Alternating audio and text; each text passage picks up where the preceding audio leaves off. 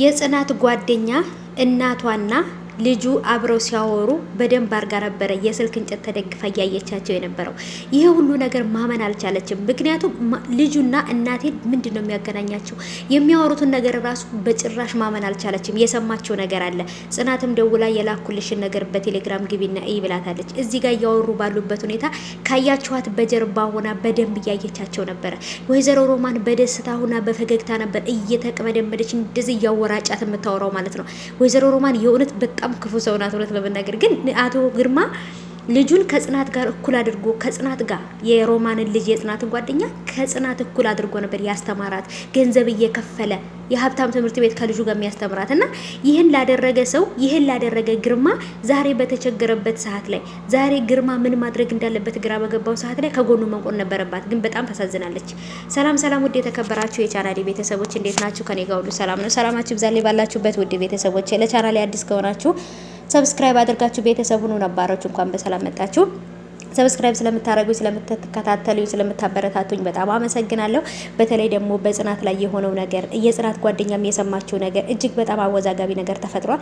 የጽናትም ጓደኛ ደግሞ እናቷ ይሄን ነገር ታደርጋለች በነ ጽናት ላይ በአቶ ግርማ ላይ ይሄን ሁሉ ግፍ ትፈጥራለች፣ ይሄን ሁሉ ነገር ትፈጽማለች ብላ በጭራሽ አልጠበቀችም። በጣም ነው ያፈረችው፣ በጣም ነው በእናቷ ያፈረችው። ምክንያቱም እናቷ ይሄን ነገር ታደርጋለች ብላ አልጠበቀችም። ግን የሆነ ነገር በተፈጠረ ቁጥር ግን የምትሰጠው መልስ የምትናገረው ነገር ግን የሆነ ነገር ከጀርባዋ እንዳለ ያስታውቃል። ወይዘሮ ሮማን ማለት ነው። አቶ ግርማን መታ ገንዘብ ቸግሮኛል፣ ገንዘብ ስጠኝ ወይም ገንዘብ አበድረኝ ብለዋለች ማለት ነው። በጣም የሚገርም ጥያቄ።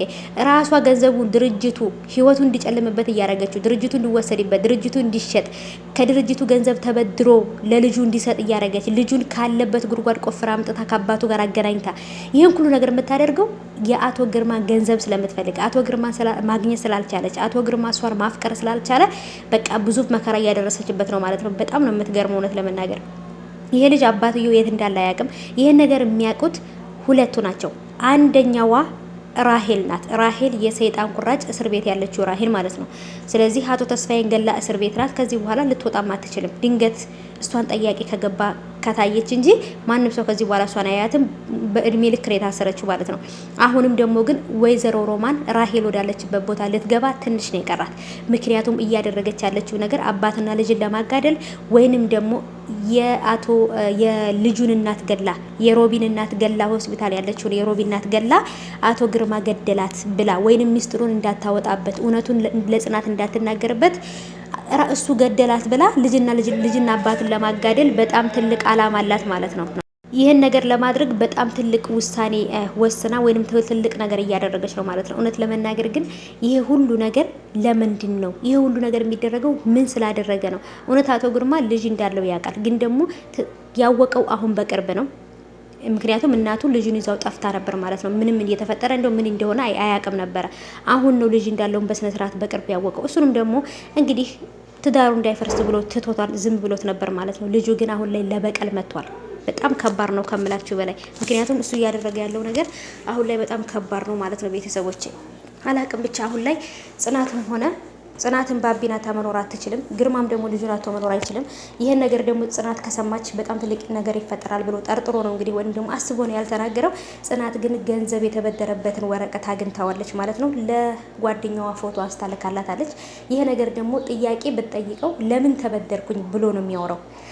አላቅም ለጽናት ምን መልስ እንደሚመልስላት። ባቢ ደው ሲያወራት ጽናት በጣም ነበር የተጎዳችው። ይህን ነገር ያደረገው እሱ እንደሆነ ነግሯታል። ግን እኔ እንዳወራውሽ ለማንም እንዳትናገሪ ብሏታል ማለት ነው። ምክንያቱም ይህ እሱን የደወለላትና እያናገራት እንደሆነ እነ ሮማን ካወቁ ልጁም ካወቀ ትልቅ ችግር ይፈጠራል ብለው ደብቀዋታል ማለት ነው። እሱም ደግሞ እሱ ይሄን ነገር አድርጓል፣ እኔን እንዳላወራሁሽ እንዳላገኝሽ አድርጎኛል ብሎ ነግሯታል። እውነቱን ይንገራት ብለን ነበረ።